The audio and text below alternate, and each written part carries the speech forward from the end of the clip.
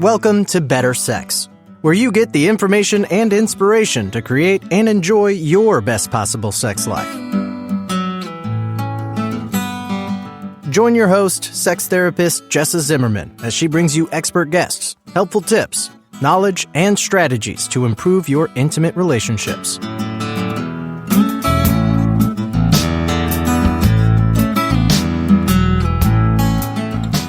And now, your host, Jessa Zimmerman.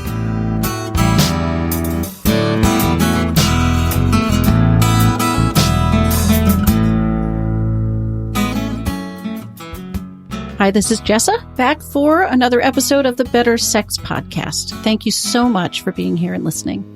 I really appreciate all of you who are getting in touch and giving me feedback and comments, and I would love more ideas if you want to send them about things you would like to hear, or questions if you have them. You can even record a question on the website, bettersexpodcast.com, and I might answer it live on an episode of the show.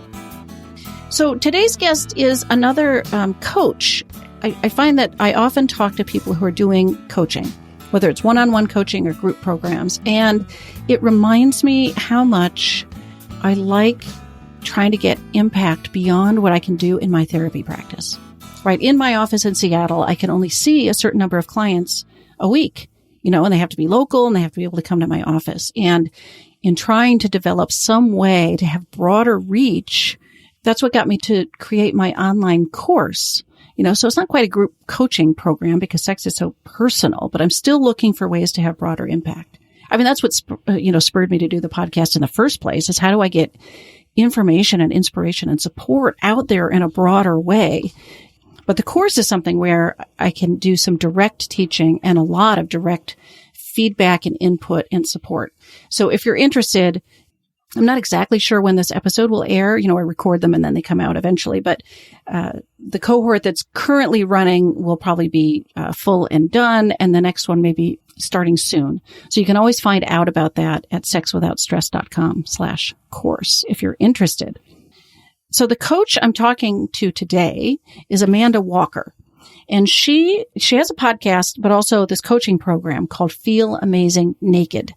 And we got in touch. I'm going to be on her podcast and then she's on mine, because there's such an overlap between body image, self-confidence, and your intimate life, right? I mean, I hear this from clients all the time. If you feel uncomfortable with your body, if you're not happy, it can be really difficult to show up naked and show up and be totally open and yourself and full, like big, instead of hiding and not quite present because you're distracted with these negative thoughts. So anyway, her whole business is about helping people transform their body if they want to, but their mindset largely, so they can truly feel amazing naked. And what a gift that is for your relationship. So I hope you enjoy the conversation and get something very helpful out of it.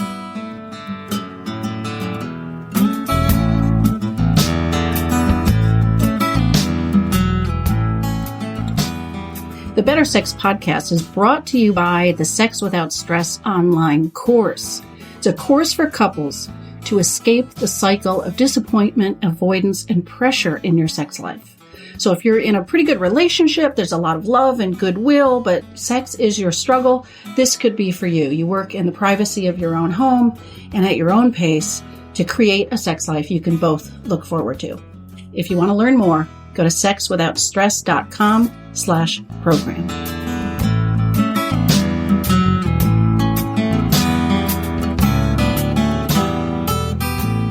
Amanda, thanks so much for being with me on the show today.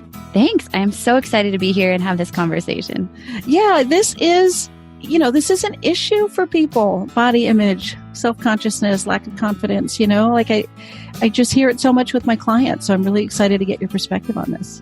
I know, and I'm coming hot off of a client call, actually, and this was really what was the bulk of our conversation. So it's definitely on my mind today. Oh, really? Like how it was affecting her in her intimate relationship? Yes, in her marriage, but also, honestly, her confidence and her connections with women as well, and just how that confidence really bleeds out to all the relationships and connections we have in life. Oh, wow. Yeah. I mean, because, I'm so focused on relationships and sex specifically. Sure, of course.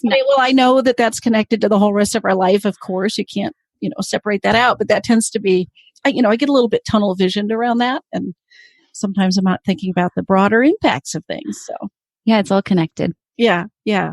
So the tagline here, whatever is, feel amazing naked, right? Feel great. Yes. Naked. So Feel amazing naked. yeah. Would you speak to that a little bit? Like what, is this feeling amazing naked versus being amazing naked, or why those words?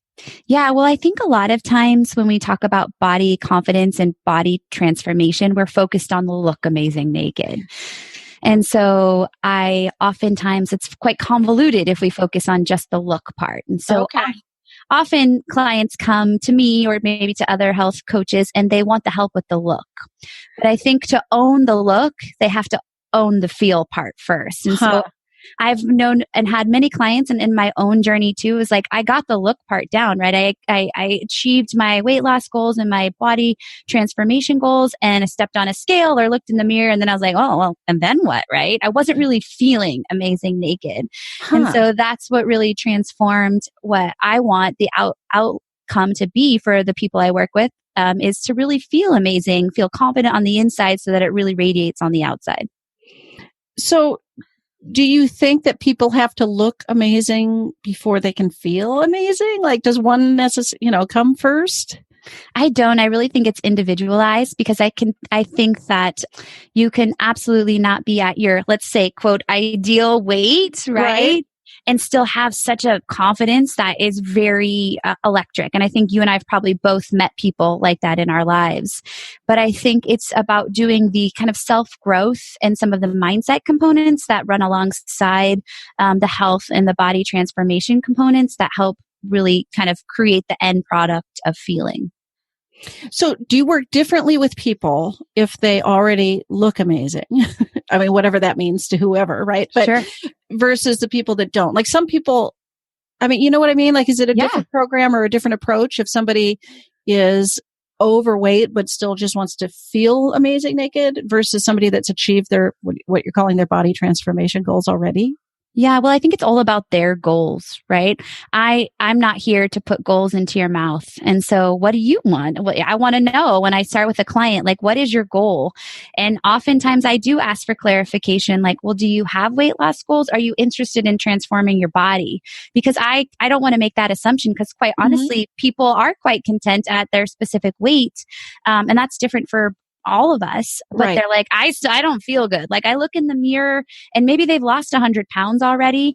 And they're like, but I still see the 310-pound girl, but I'm at 210. Yeah. And so how do we connect those dots? So it is very personalized. And I have plenty of women that are both in my group and one-on-one that they don't have necessarily weight loss goals, but they just have the goal to develop a stronger mindset surrounding who they are and what they want out of life.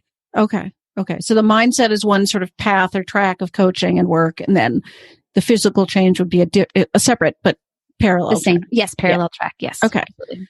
So do you believe that women struggle with this more than men? Like, I mean, I know there are men with body image issues too, although I don't hear it from them quite as much.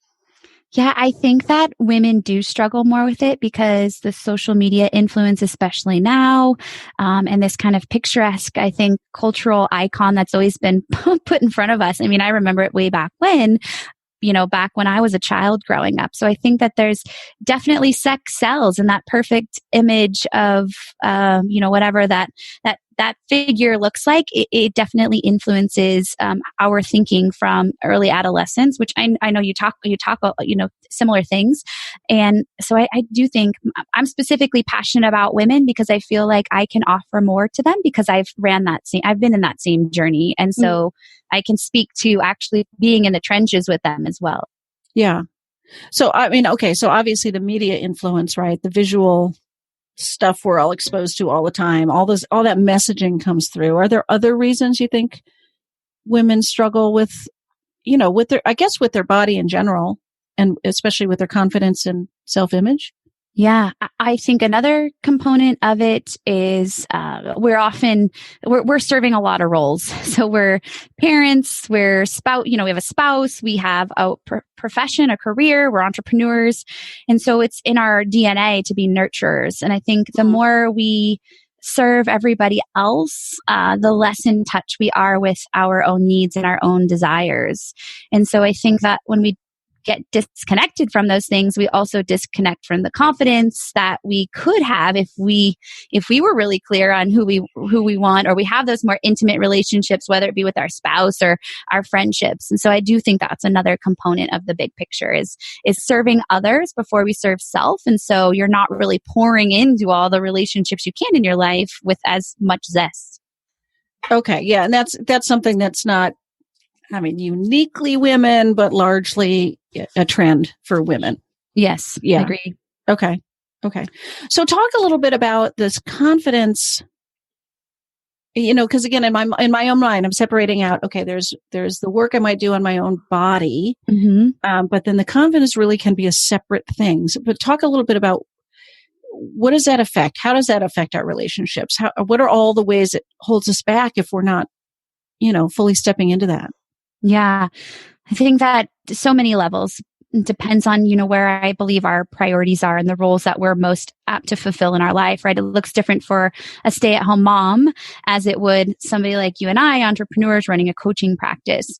But at the heart of all of it is, if we are not really clear on who we are and who we're showing up, then we're never really giving the world like our best effort. So we're not showing up, in our friendships, being the best friend that we possibly can serve because we're lacking confidence in ourselves. So we're like, dimming our light. But really pertinent to you is like, we're not showing up with our spouse the way that we potentially can. And I can relate to that. Like having no self-confidence in my body definitely impacted my sex life. Yeah. And, when we start to take charge of our health and really make health a priority, what we're filling our bodies with, how we're moving our bodies, we start to gain that momentum and fire that leads to confidence and showing up in a more full version of ourselves with everyone else. Yeah, as you're talking about this, I'm picturing how I feel like if I'm not fully confident, if I feel self-conscious, when I'm overweight, there's you can see me on the camera, but it's like a shrinking, right? Like there's a turning in and getting smaller aspect, I think, to my energy and my presence, right? And so what we want for people is, to expand, right? Their fullness of being. Yeah, it's that it's like the body goes into that natural protection zone, right? Yeah. When we are afraid of to be what we are meant to be, or we have these self-doubts, it's like the body naturally, as you were doing, like wants to protect itself and shrivel and shrink. Yeah. And hide, right? Like not be seen. Yeah. Yeah. And you physically see it, and I hear with women all the time, it's like they start to work on their self and they're like, it's like I lost this layer that was like trying to just pull me under. And sometimes it's it never really is drastic changes that we do with food, but just being intentional. And when you become intentional, then that you feel more confident about the food choices you're making, which leads to like wanting to be more active, which means to, you just feel better and you have more energy. Yeah. Okay. So what,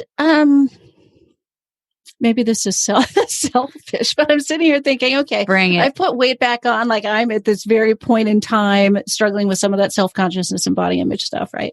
So how does one work on the mindset part of that while the physical transformation is still in process, right? A work in progress. Yeah, absolutely. I think we all are, regardless of where we're at with our goals. True. But I think that the mindset component comes, it really depends on like, what's your struggle really? And I love looking at the root cause, so much of our, as you know, in clients you likely see, it's not about the food, right? Food is just a coping mechanism that we likely use because we're covering something else up. And so when we can start to look at, what it could be one of two things, I work with plenty of women who never eat because they have a fear of food or because they're busy so much they don't know how to prioritize it, or women who overeat and they're not sure why they can't connect, why is that a problem? So how do you work on the mindset? I think first you have to discover the root cause of what's holding you back from those changes you want to make. And then you really have to do a lot of self-coaching. It's like you need to take yourself out of your own brain and start to really look and discern between like the actions you're taking and the thoughts surrounding some of those actions, to start chipping away at what that looks like for you. And obviously it's a longer process, but it's becoming really clear and aware of your behaviors. Okay. So I can see that becoming way more intentional and in line with your goals, your vision for yourself, right? What you know is healthy and stuff, that seems like that's on the body transformation side of the equation, right? What do you do with people in terms of how they gain the confidence now, how they feel amazing naked now, just no matter how they look? Like, right. What does that work involve? Well, I think too, first it comes along with accepting a journey, right? And loving and realizing that to get to an end goal, right? A goal is an outcome, and there has to be systems in place to get to that goal. And so we have to embrace that. To get to where you want to go, you also have to love every step of the way. So I'll use the example of, a lot of women, I'll use this generic one. They say they want to run, but they tell themselves the story, I'm not a runner. And so you ask them, are you a runner? And they, oh God, no, I'm not a runner. I am so never going to be a runner. Well, guess what? The more you speak that truth, the more you believe that truth. Right. And so it's starting, one of the pieces like, I don't love my body, or, I hate to look in the mirror. Yeah. Well, we need to reroute that thought, right? The brain takes the path of least resistance. So how can we identify some of those limiting mindset components and reroute them? So instead of saying, I'm not a runner, it might be something as simple as I'm becoming a runner, or I am training to become a runner. And so constantly talking to yourself about some of those limiting words that you use that are associated with confidence, with body image, and working on rerouting the path of least resistance to carving out a new path that you begin to truly believe about yourself. It reminds me about something. I think Emily Nagoski wrote it in Come As You Are. And she talked, I think it was in that book, she's talking a little bit about body image. And she said one of the research-backed ways to change this is to look in the mirror every day and start to pick out things you like.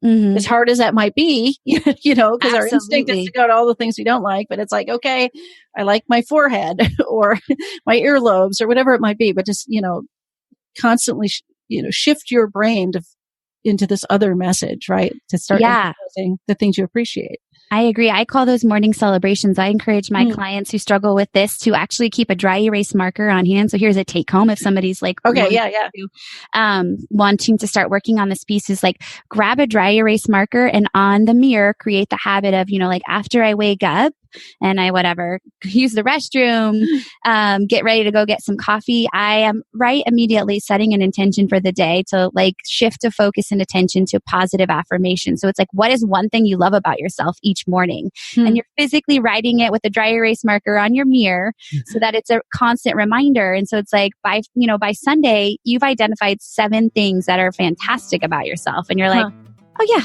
I'm pretty awesome, right? And although it seems like such a minuscule thing, it's again, carving out where we want to go, to be derogatory, to negative self-talk, to not talk to yourself like you would a friend, and instead saying, I'm no longer accepting that. How can I reroute into a positive place with that morning celebration to retrain my brain? Yeah.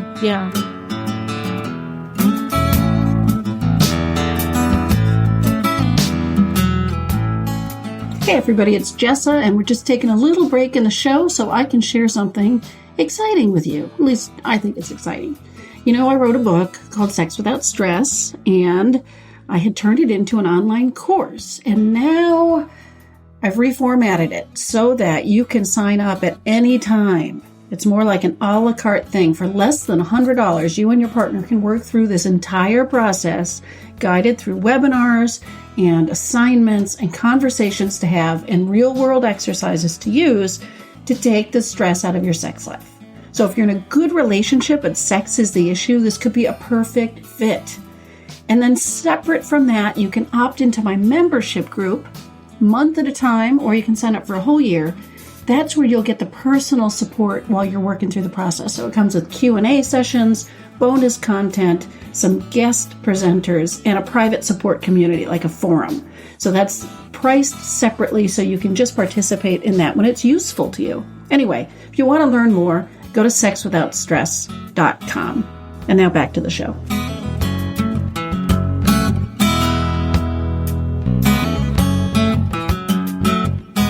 So you mentioned root cause. What are some of the root causes that you run into in your work with clients? Like, are there categories of things that come up, or what do you find? Well, I think it all depends on what the issue is. Root causes I often see are simple things like time management. I think that planning and time management is a component to so much of our health and our mindsets. Another root cause is understanding how habit formation actually works. Oftentimes we say we want to develop a habit. Like I was just working, a client had a simple task that she wanted to read more, but she was just saying, I want to read more, but she didn't really create a pattern of habit. So we reroute the intention. Okay, after I have pour myself a cup of coffee, I'm going to read for 2 minutes every day. So it's like start small. And so I would say, those, and then along with just root causes are definitely the negative self talk patterns, limiting beliefs are I would say some of the things that just come to mind right away. Yeah. Yeah.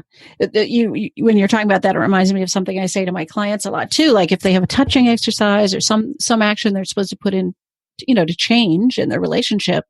And I warn them, it's like, if you go home and say, oh, we should do this thing, it's never going to happen. It's just abstract. There's no we that can take an action, but to get really concrete, like I would like to do this thing tonight after dinner, or at 8 o'clock or something, that they can grab onto. Yeah, I love it. I'm just finishing James Clear's Atomic Habits. I'm not sure if you've read that. Oh, I haven't read that. It's fabulous, especially for coaches, especially for I feel like really applicable to me. He just talks about so much great little simple gold, little nuggets of information to take away. But that, he just basically says like, make the habit so freaking easy. It's like you can't not do it. Yeah. And so one of those things is being really clear on when it's going to happen so you can stack them, like stack a habit you're already good at, drinking a cup of coffee, with a habit that you're not so good at, right? I don't even think of that as a habit, but you're so right. The easy, enjoyable ones, right? We don't even think about. I will link to that in the show notes. I'm going to look that up. Yeah, it's great. The other one I like that, if you ever read The Slight Edge. Oh, no. That's another wonderful book about how our small little choices that we make daily compound, just like compound interest. And so using time to our advantage to do small, right choices every single day, we end up making exponential gains over time. Yeah, absolutely. So that's one I have found motivating for myself. So when we're talking about this. Thank you for sharing. Yeah. Yeah.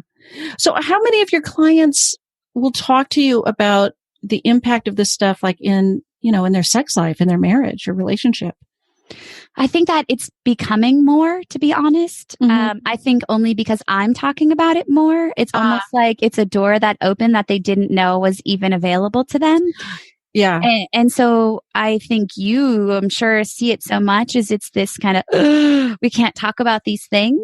And so then when they hear me verbally talking, because I've talked about, sex and sexuality and just, positive influence with self in the bedroom on a few other places. And they're like, oh, well, now this is a place that we can go. So I think it's becoming more frequent.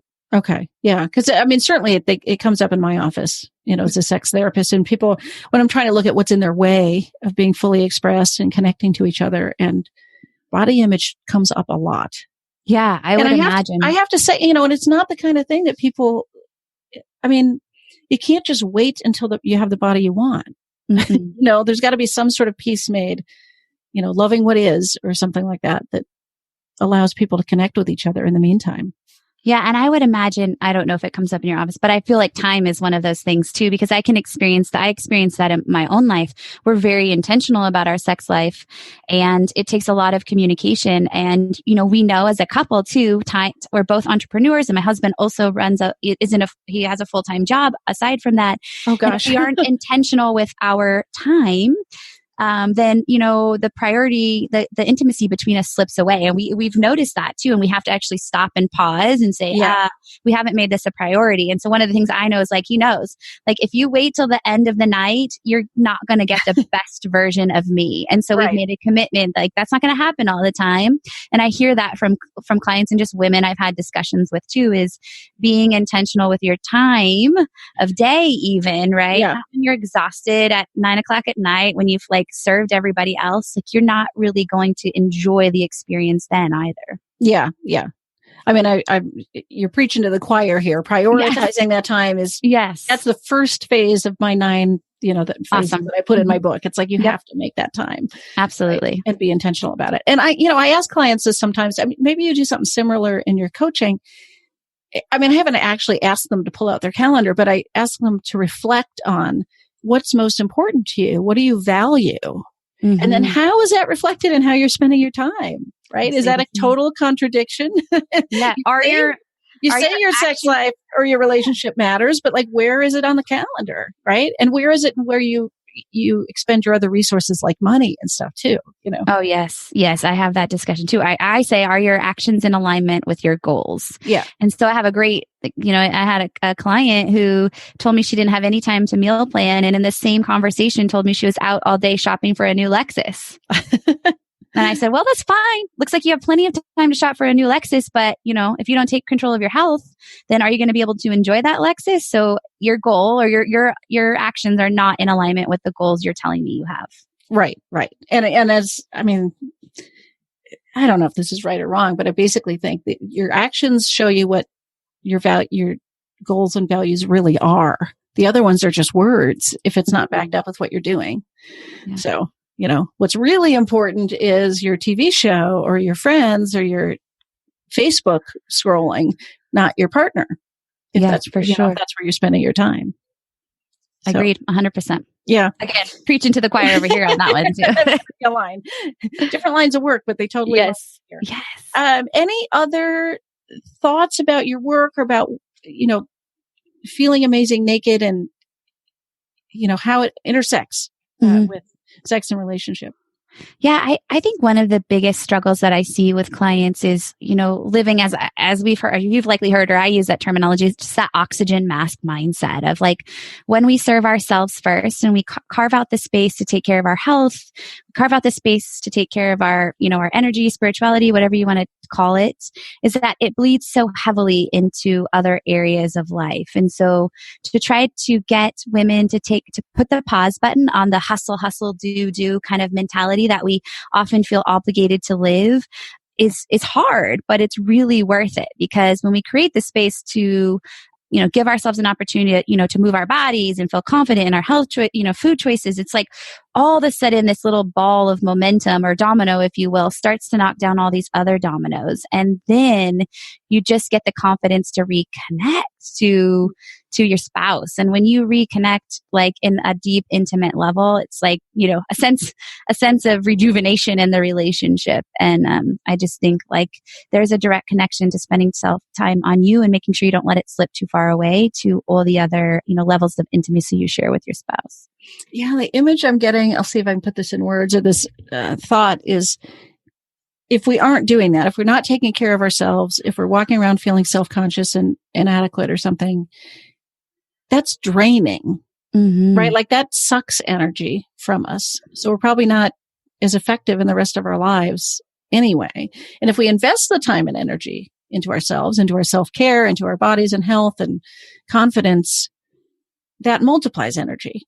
Yes. I mean, I can just sort of feel that sitting here. Like that's, even though it takes time and energy, you're going to have more of it available for the things that matter to you. Yes. And we have to detach ourselves from the guilt component of it. Like taking care of yourself is not selfish. Right. And I see it a lot in mothers, which I'm sure you probably do, is taking care of yourself is also setting a tone for your children for them to know, like, we deserve to be taken care of.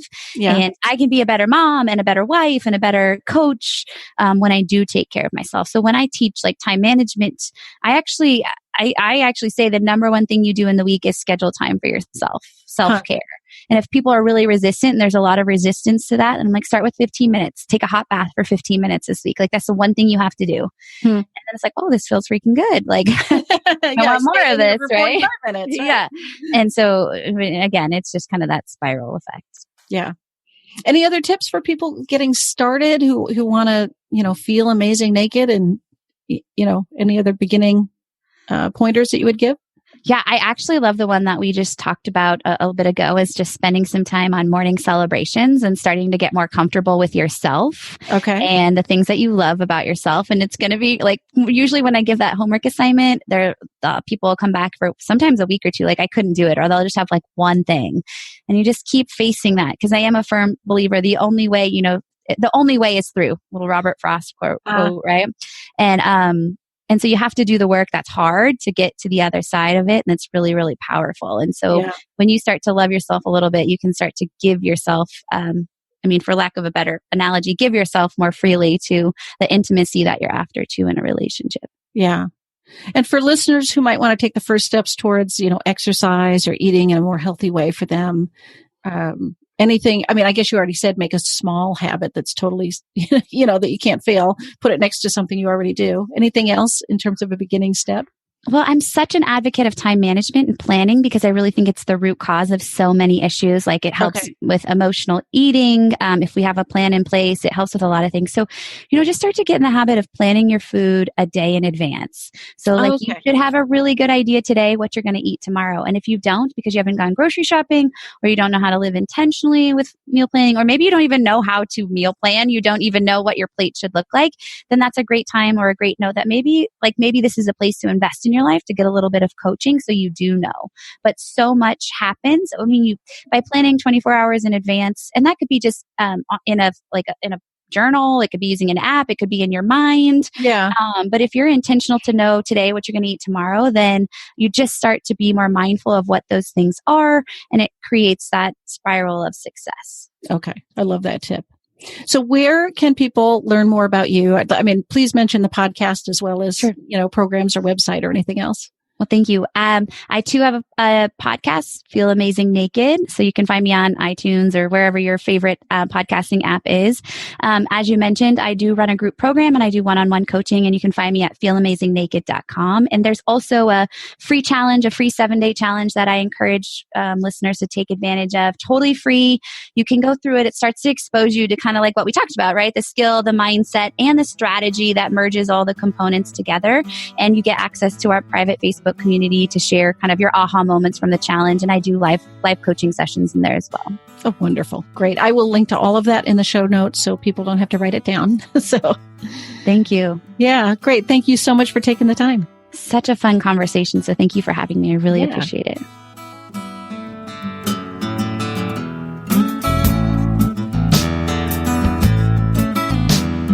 You've been listening to Better Sex. Please visit our website, bettersexpodcast.com, for show notes and additional episodes.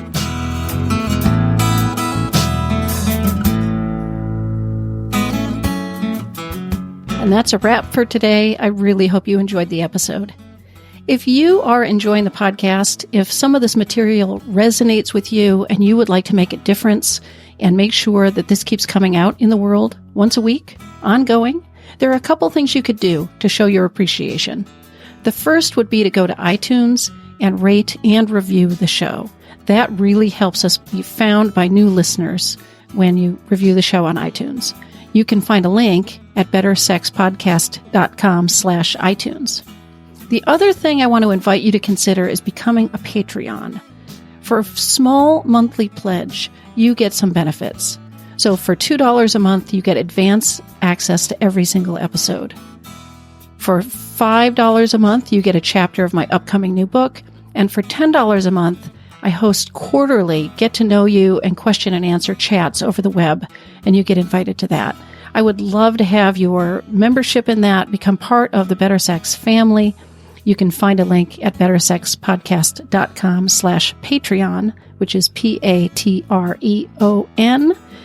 Again, thanks for listening. I'm glad you're here. Feel free to comment, ask questions, get in touch. I'd love to hear from listeners. Thanks.